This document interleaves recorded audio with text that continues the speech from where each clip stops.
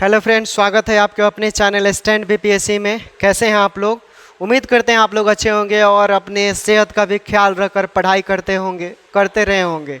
Okay, देखिए दुनिया का कोई भी एग्ज़ाम होगा ना, आप आसानी से निकल सकते हैं। बस उसका आपको स्ट्रेटजी पता होना चाहिए कि आप कैसे करने वाले हो। अगर ये आप जिस दिन तरीका जान गए ना, आप कोई भी एग्ज़ाम फेस कर सकते हो। आप सिलेबस से प्यार करो। सिलेबस पता है एग्ज़ाम क्यों नहीं निकलता है, या कभी कभी खूब मेहनत करने के बावजूद भी हम 1 नंबर 2 नंबर से छूट जाते हैं, ठीक ना? जैसे कि हम ही हुए पिछले क्या हुआ, हम लोग जब 67 बीपीएससी दे रहे थे उस समय क्या हुआ, 2 नंबर से छूट गया। इस बार दिए, मेंस दिया लोग, अब देखिए क्या होता है, ठीक है?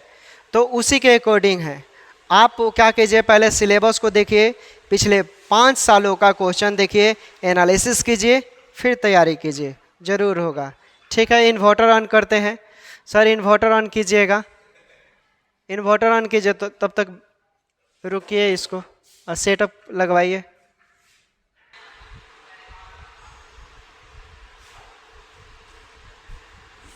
चलिए, इन्वर्टर ऑन हो गया दोस्तों। और फिर से हम लोग देखते हैं पीडीएफ कहाँ गया।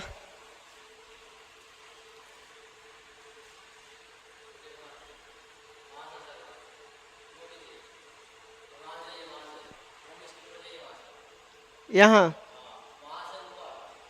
यहाँ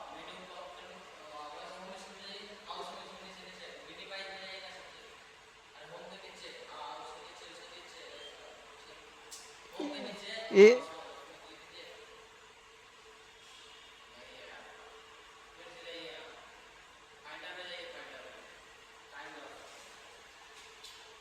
किस में जाना है, थोड़ा इसको ठीक कीजिए।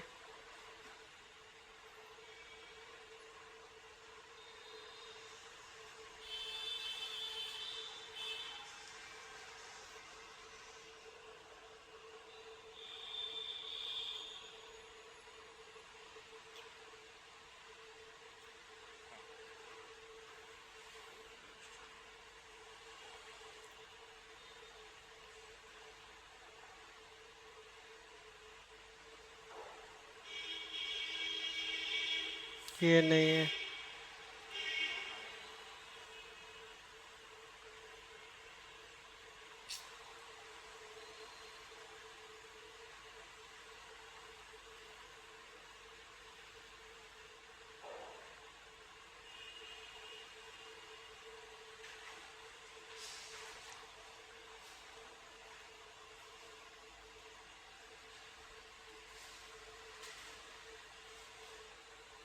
चलिए देखिए, पहला क्वेश्चन है हिंदी जीके जीएस, हम लोग करेंगे इम्पोर्टेंट।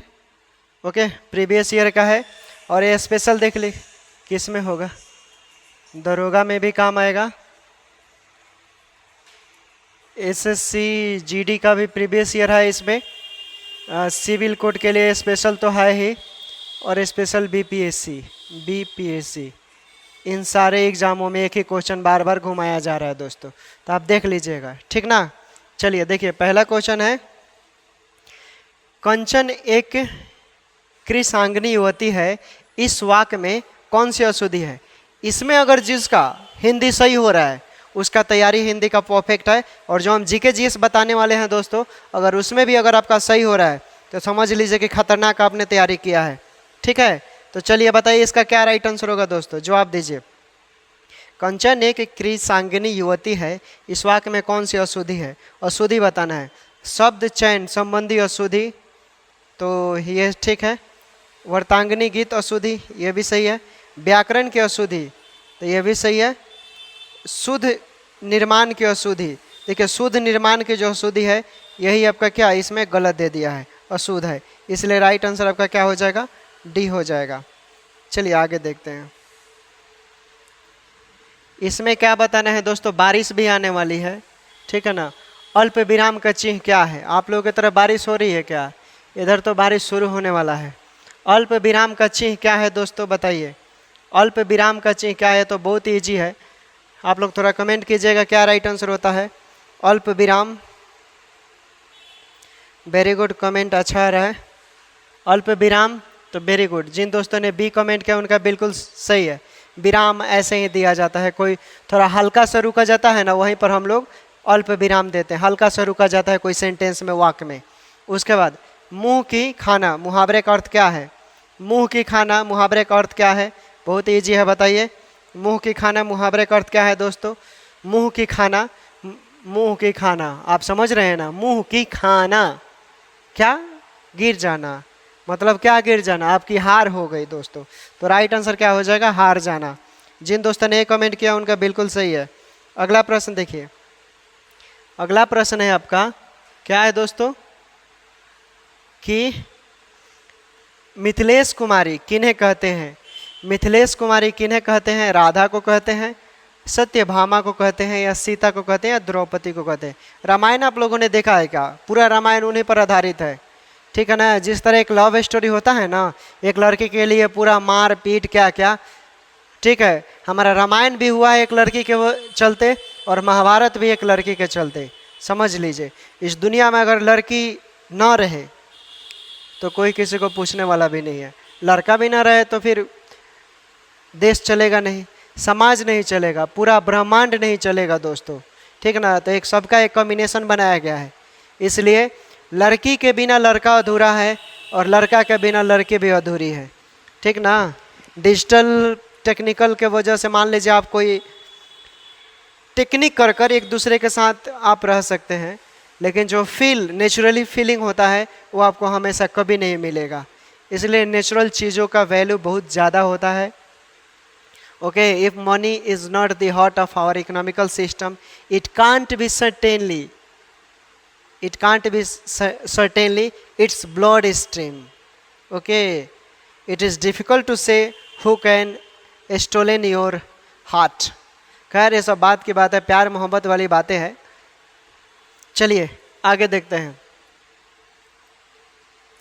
हिंदी भाषा की कितनी विख्यात बोलियां हैं?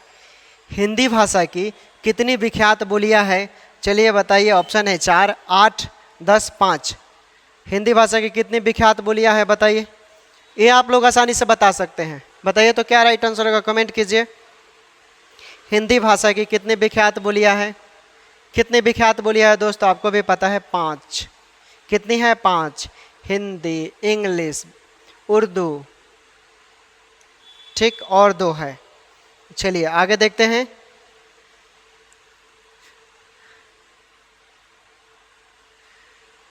उसके बाद है पृष्ठांकन का अंग्रेजी अनुवाद क्या होगा? पृष्ठांकन का अंग्रेजी अनुवाद क्या होगा? इसमें जो सही करेगा ना, हम मानेंगे कि उसका तैयारी क्या है। और मान लो कि जो प्रीवियस ईयर का पहले से वीडियो है उसको रिपीट करा देते हैं, उसमें आपका 35 में 35 आ जाता है। इसमें सही कर कर दिखाओ, बोलेंगे कि हाँ यू आर परफेक्ट, आपकी तैयारी अच्छी है। ओके, तो चलिए कीजिए, क्या राइट आंसर होगा दोस्तों? गर्दा उड़ाइए। पृष्ठांकन का अंग्रेजी अनुवाद क्या होगा? पृष्ठांकन का अंग्रेजी अनुवाद क्या होगा बताइए। अंग्रेजी में पृष्ठांकन को क्या बोलेंगे? जो पेज होता है, ओके, ऊपर का भाग होता है, उसे क्या बोलते हैं बताइए। इंग्लिश में इंडोर्समेंट बोलते हैं। इंडोर्समेंट राइट आंसर हो जाएगा। ओके, चलिए अगला प्रश्न। एफिडेविट का हिंदी अनुवाद क्या होगा? एफिडेविट का हिंदी अनुवाद क्या होगा? चलिए बताते हैं। आप लोग ब्लॉक में जाते होंगे, जन्म प्रमाण पत्र या बर्थ सर्टिफिकेट होता है, वो आप बनवाने जाते होंगे, तो वहाँ पर देखते होंगे आपको एक एफिडेविट बनवाना पड़ता है, या आप कोर्ट में जाते होंगे दोस्तों, तो वहाँ से भी आपको बनवाना पड़ता होगा। एक एडवोकेट देता होगा, कोई 150 रुपया लेता है, कोई 200 रुपया लेता है, कोई 250 भी लेगा, कोई 300 भी लेगा। ओके, इतना लगता है, तो उसी को बोलते हैं। हमको पता है चूँकि हम जुड़े हुए हैं उस चीज़ से, हम हैं वहाँ पर, इसलिए। तो एफिडेविट का हिंदी अनुवाद क्या होगा? चलिए बताइए। यानी विवरण हो जाएगा राइट आंसर। ओके, क्या हो जाएगा? विवरण। चलिए अगला प्रश्न देखिए, थोड़ा देखे कौन कौन कमेंट किया है। मोनू, प्रदीप, वेरी गुड, ठीक है ब्रदर। प्रदीप तो हर क्विज में, प्रदीप का नाम मुझे याद है। और क्या नाम है? सोनम सेन, सोनम सेन, प्रदीप रानी। ये मतलब ये लोग क्विज में सर हमेशा टॉप करता है लोग। जब भी हम लोग खोल कर देखते हैं ग्रुप, हम ही लोग आप ही की तरह हैं, लेकिन आपका नाम इसलिए लिया जा रहा है क्योंकि आपका एक मैंने क्वेश्चन सेट किया था 200 का, उसमें 200 में 180 इसी का आया था, प्रदीप का। तो अच्छा बात है दोस्त, और मेहनत करो। सोनम सिंह भी टॉप करती हैं। चलिए अगला क्वेश्चन देखते हैं। हिंदी भाषा को कौन सी लिपि में लिखा जाता है? हिंदी भाषा को कौन सी लिपि में लिखा जाता है, बताइए तो।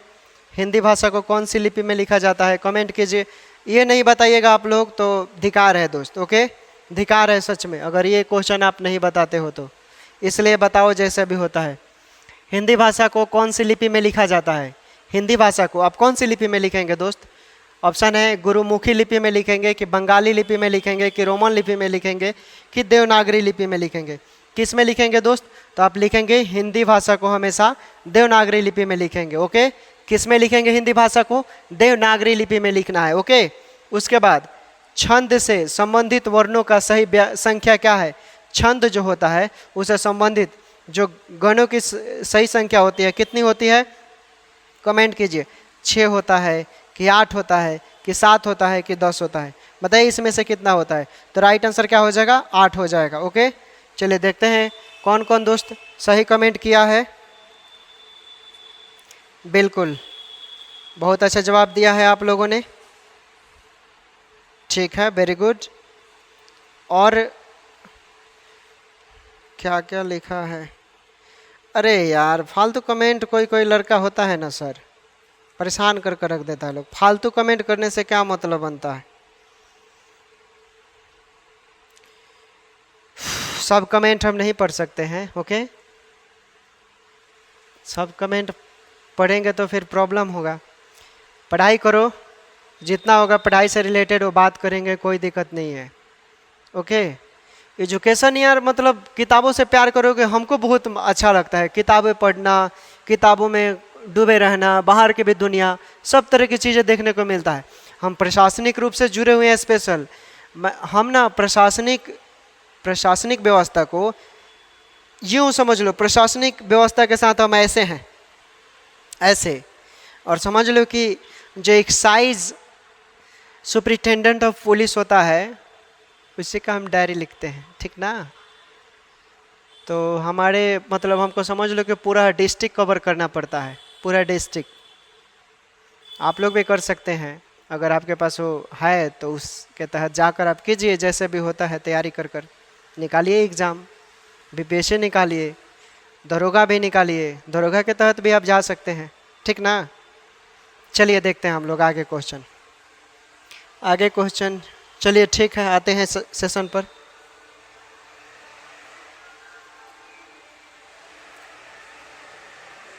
चलो अगला क्वेश्चन है, देखिए। चलिए कमेंट करते हैं, कमेंट कीजिए आप लोग।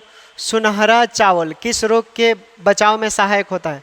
सुनहरा चावल एक होता है, किस रोग के बचाव में इम्पोर्टेंट होता है दोस्तों? सुनहरा चावल किस रोग के बचाव में सहयोग होता है? थोड़ा देखिएगा, दिख रहा है ना कैमरे में? देखिएगा पूरा क्वेश्चन दिख रहा है ना? तो कमेंट में पूछता है लोग, कभी कभी नहीं दिखाई दे रहा है। दिख तो रहा है दोस्त, क्वेश्चन दिख रहा है, 1 नंबर 2 नंबर, ठीक है दोस्त, दिख रहा है। थोड़ा अपना मोबाइल का रेजोल्यूशन बढ़ा लो, दिखेगा। चलो इसको कमेंट करो। सुनहरा चावल किस रोग के बचाव में सहायक होता है? सुनहरा चावल किस रोग के बचाव में सहायक होता है? चलिए आप लोग कमेंट कीजिए, क्या राइट आंसर होगा बताइए। गलगंड होगा, कि पिलाग्र होगा, कि बेरी होगा, कि जीरोफ्थैल्मिया होगा? तो राइट आंसर जीरोफ्थैल्मिया हो जाएगा दोस्तों। सुनहरा चावल जीरोफ्थैल्मिया के वजह से होता है, ओके। चलिए अगला प्रश्न देखिए। अगला प्रश्न है आपका, क्या है पढ़िए और जवाब दीजिए। मॉनिट्रियल प्रोटोकॉल किससे संबंधित है? मॉनिट्रियल प्रोटोकॉल किससे संबंधित है दोस्तों? मॉनिट्रियल प्रोटोकॉल किससे संबंधित है? ऑप्शन आपके सामने है, वन्य जीव संरक्षण, हिमालय संरक्षण, तटीय भागों का विकास और ओजोन परत का संरक्षण। बताइए इसमें से क्या राइट आंसर होगा? मॉनिट्रियल प्रोटोकॉल किससे संबंधित होता है? तो अगर आप लोगों ने इन्वायरमेंट का किताब पढ़ा होगा, इन्वायरमेंट सिलेबस पढ़ा होगा, वातावरण से संबंधित भूगोल अच्छा से पढ़ा होगा तो उसमें आपको मिलेगा ओजोन परत का संरक्षण। और चलिए बताइए ओजोन परत, कमेंट कीजिए लोग कि ओजोन परत का क्या महत्व है। ओजोन परत अगर धीरे धीरे कम होने लगेगा तो मानव जीवन पर क्या प्रभाव पड़ेगा, क्या प्रभाव पड़ेगा ओजोन पर? चलिए कमेंट कीजिए, आप लोग जवाब दीजिए। अगला प्रश्न देखते हैं तब तक। टाइफाइड जिसे हम मियादी बुखार बोलते हैं, ये फैलता है किसके वजह से? टाइफाइड जिसे हम मियादी बुखार, जल्दी छोड़ता नहीं है दोस्त। टाइफाइड अगर किसी को हो गया तो प्रदूषित पानी कभी भी नहीं पीना है और गंदे खाना कभी नहीं खाना है, बासी खाना वगैरह, ओके। इसलिए इसी से होता है ये। चलिए बताइए क्या होगा राइट आंसर, कमेंट कीजिए लोग। मियादी बुखार फैलता है किसके वजह से? मियादी बुखार किसके वजह से फैलता है? यानी पानी खाद्य पदार्थ से, जब इसे गंदे खाद्य पदार्थ या पानी, गंदे पानी का यूज करेंगे, ओके, उसी वजह से टाइफाइड होता है जिसे मियादी बुखार बोलते हैं, ओके। चलिए अगला प्रश्न देखते हैं हम लोग। निम्नलिखित में से स्वच्छ जल की मछलियाँ कौन सी है? निम्नलिखित में से स्वच्छ जल की मछलियाँ कौन सी है? निम्नलिखित में से स्वच्छ जल की मछलियाँ कौन सी है दोस्तों? निम्नलिखित में से स्वच्छ जल की मछलियाँ कौन सी है बताइए, कमेंट कीजिए लोग। निम्नलिखित में से स्वच्छ जल की मछलियाँ कौन सी है? क्या राइट आंसर होगा बताइए? कतला होगा कि रेहू होगा, इलेक्ट्रिक रे होगा? रेहू तो आप लोग खाते होंगे दोस्त। कई लोग आप लोगों में से होंगे जो मछली खाते भी होंगे और कुछ लोग नहीं भी खाते होंगे। तो चलिए जो लोग मछली खाते हैं उनको पता होना चाहिए। बताइए स्वच्छ जल की मछलियाँ, कतला, ओके दोस्त। आप लोग कतला मछली खाए होंगे तो आप लोग को पता होगा, ओके। कतला मछली मिलता है, थोड़ा कॉस्टली होता है, सभी लोग नहीं खाते हैं, कांटा उसमें ज़्यादा होता है, ठीक ना। चलिए अगला प्रश्न देखिए। अगला प्रश्न है आपका कि वानिकी अनुसंधान संस्थान स्थित है कहाँ? वानिकी, ये सब प्रीवियस ईयर का क्वेश्चन है दोस्तों, ये सारा प्रीवियस ईयर का क्वेश्चन है, ओके। वानिकी अनुसंधान संस्थान कहाँ है? वानिकी अनुसंधान संस्था कहाँ है? कमेंट कीजिए लोग। वानिकी अनुसंधान संस्था कहाँ है? वानिकी अनुसंधान संस्था कहाँ है? तो आपको भी पता है, आप लोग मसूरी देहरादून का नाम सुना है, उत्तराखंड में पड़ता है। कभी जाइएगा, अकेले जाना वहाँ अच्छा नहीं लगता है, कपल्स लोग जाते हैं तो अच्छा लगता है, गर्लफ्रेंड वगैरह या आपकी शादी हो जाती है, आप वहाँ पर जाइए, घूमिए, अच्छा लगेगा। अकेले जाओगे तो यूँ मुँह ताकोगे कि हम कहाँ आ गए, ठीक ना। हम गए हैं वहाँ पर, इसलिए हम भी अकेले ही गए थे, ठीक ना। तो क्या राइट आंसर हो जाएगा?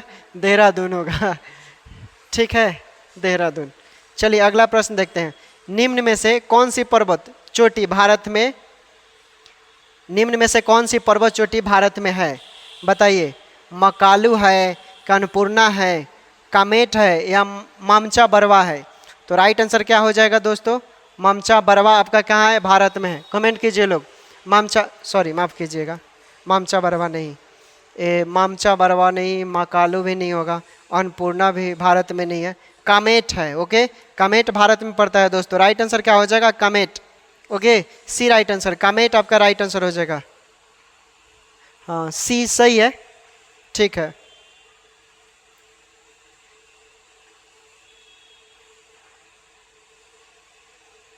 चलिए अगला प्रश्न देखते हैं।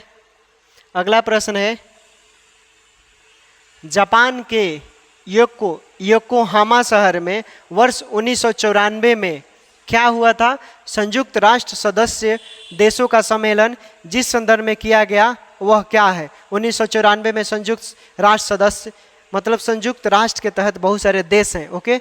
उस देश के जो मेंबर थे उनके द्वारा ये संदर्भ में किया गया था, तो वो क्या था दोस्तों बताइए, कमेंट कीजिए, ओके, कमेंट कीजिए। देखिए पियोन में तो जीके जीएस नहीं पूछेगा, लेकिन क्लर्क, स्टेनो और रीडर का जिन लोगों ने फॉर्म भरा है उनके लिए इम्पोर्टेंट है। बाकी दुनिया का कोई भी एग्ज़ाम है उसमें जीके जीएस का बहुत इंपॉर्टेंट रोल होता है। अगर आप दरोगा का फॉर्म भर रहे हैं, एसएसजीडी भर रहे हैं, बिहार पुलिस दे रहे हैं, उसमें जीके जीएस का बहुत इंपॉर्टेंट है। और ये दरोगा, सिविल कोर्ट, क्लर्क, स्टेनो का प्रीवियस ईयर का क्वेश्चन है, आप मिला लीजिएगा, देख लीजिएगा, प्रीवियस ईयर का आपको मिल जाएंगे। चलिए बताइए इसका क्या राइट आंसर होगा? क्या राइट आंसर होगा दोस्तों? कमेंट कीजिए लोग। तो जो भी संयुक्त राष्ट्र का जो संशोधन संदर्भ में मीटिंग हुआ था 1994 में, वो प्राकृतिक आपदा से प्राकृतिक आपदा के नियंत्रण पर हुआ था कि प्राकृतिक आपदा मतलब कभी भूचाल आ गए, कभी आंधी तूफान आ गया, कभी भूकंप आ गया, उसी से रिलेटेड ये बना था। उसके बाद देखिए भारतवर्ष का न्यूनमती तेल शोधक कारखाना स्थित है, कहाँ पर स्थित है बताइए।